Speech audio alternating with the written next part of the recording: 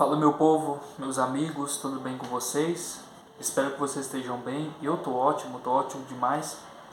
Como eu postei nos stories, vou fazer um pós-jogo aqui dessa final de Copa do Rei, desse clássico entre duas equipes que estão a todo momento revolucionando o futebol brasileiro, o futebol internacional e tal, desculpa, e principalmente europeu. Tô falando de Barcelona e Real Madrid pela final da Copa do Rei de hoje, cara. Tô fazendo um pós-jogo aqui porque eu acompanhei todo o jogo, tá?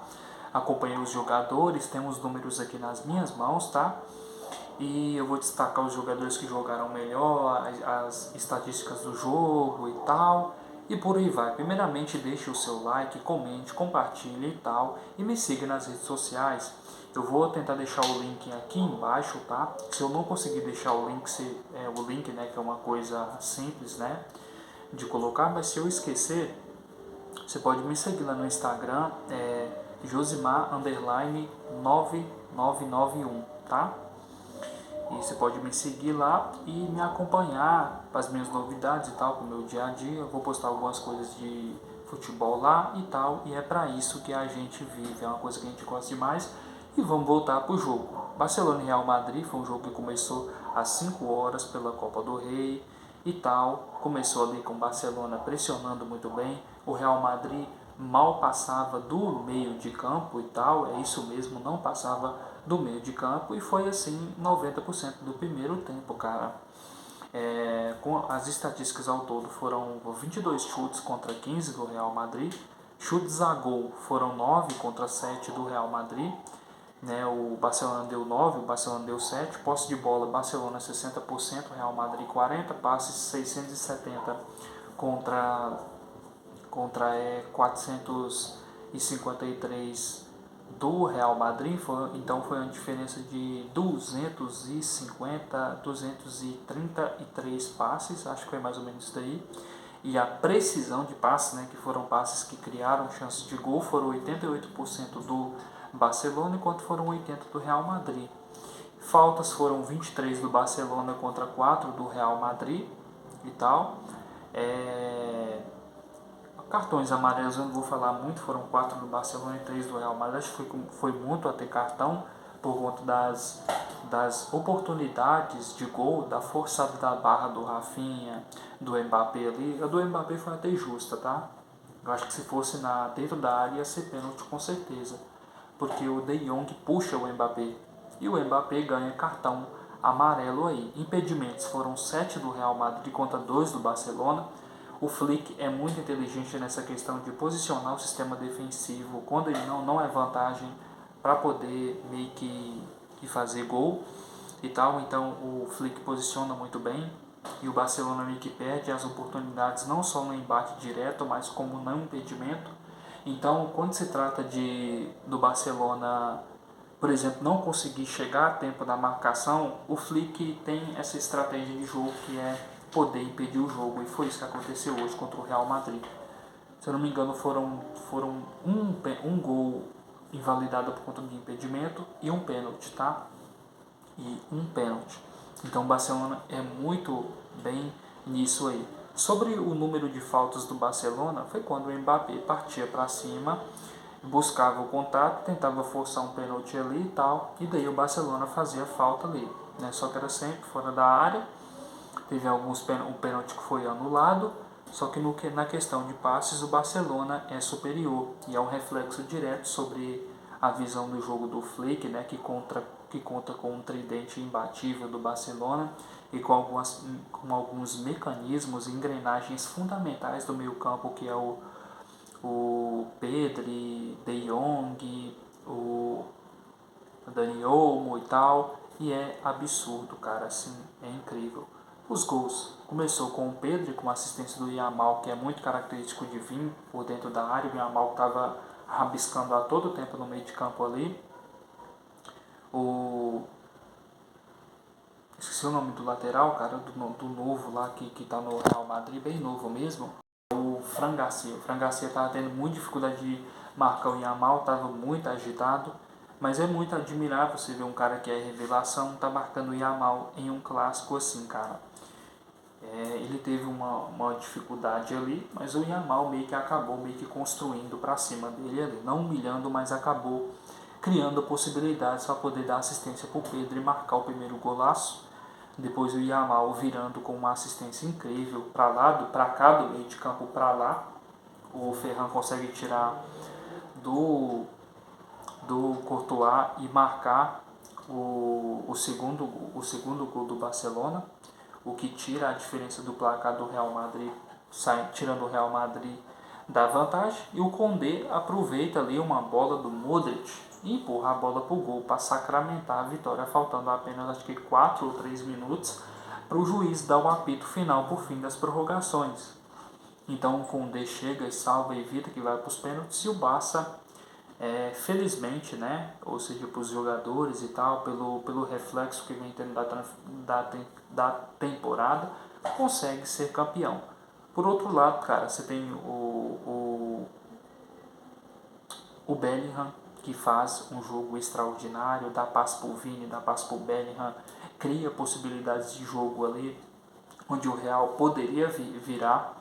É o acréscimo que o Real Madrid tem com essa situação de não conseguir ter aquela bola rolada assim dos quatro finalistas da Champions, né? Os 4 finalistas da Champions são times que jogam com a bola no chão, e o Bellingham no Real Madrid é um cara assim que não que ele copiou o Kroos, mas que o Bellingham é aquele jogador que meio que tenta buscar ainda esse giro em cima da marcação para tentar o passe, como ele tentou pelo Mbappé, como ele tentou pelo Vini e tal, e sempre vem fazendo. Ele fez isso contra o jogo do Arsenal e fez isso contra o Barcelona agora.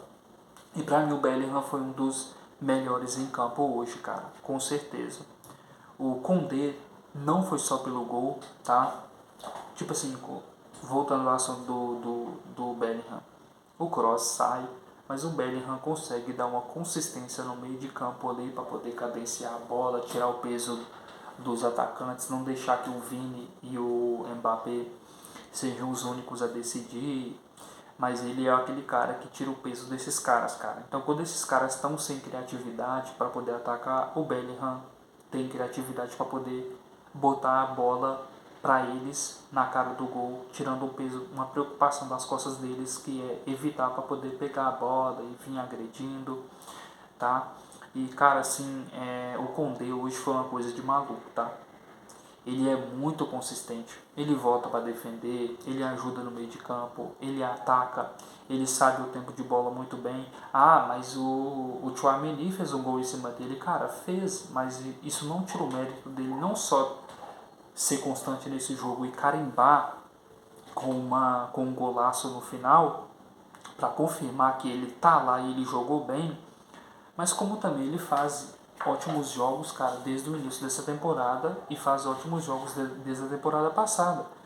Tanto que ele fica fora do jogo contra o Mallorca, por exemplo, acho que é assim que fala, com a vitória de 1-0 com um gol contra, acho que foi isso, né? É o primeiro jogo que ele fica de fora, cara, desde quando ele chegou no Barcelona. De resto, ele sempre permaneceu constante, está sempre na frente, no meio de campo, auxilia na zaga, passa muito bem, é muito polivalente, é muito articulador e tal, tá sempre ali servindo o Yamal e tal. Ou seja, é um lateral, cara, perfeito aí, cara.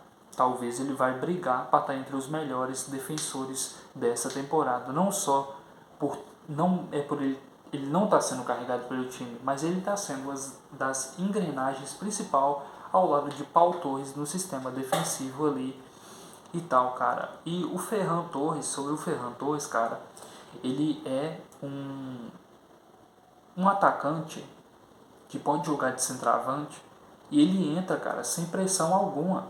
Toda vez que ele entra, ele marca, ele agride, ele vai para cima. Tanto que ele é o cara que faz o segundo gol do Barcelona, que empata o jogo, que leva para as prorrogações, entendeu? E que sagra campeão, cara.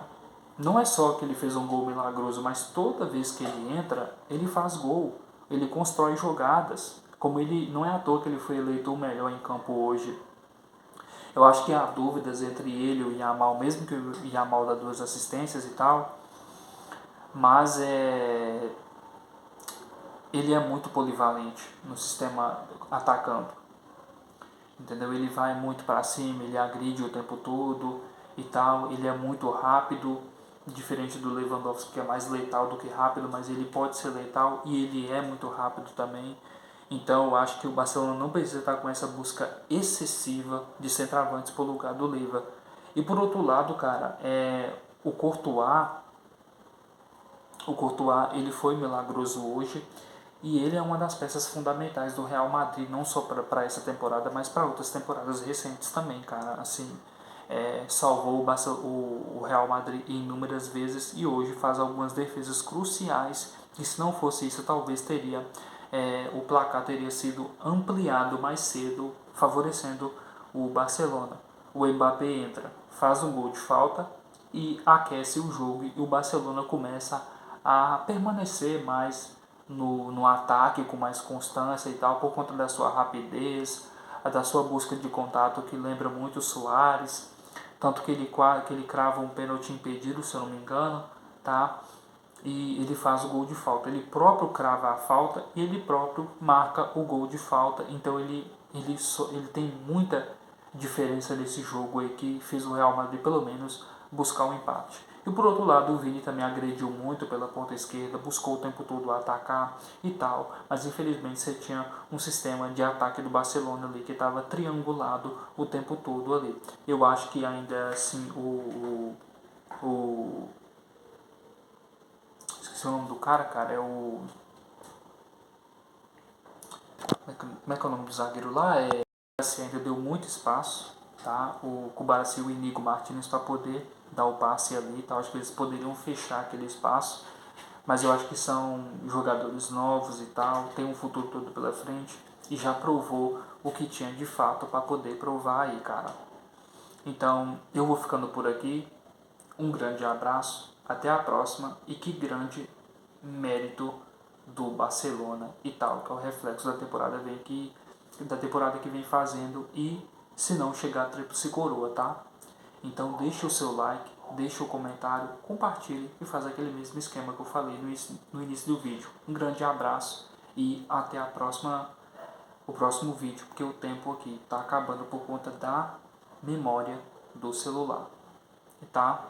E eu acho que o Real Madrid ainda tentou jogar muito bem pela temporada que vem fazendo aí, tá, gente?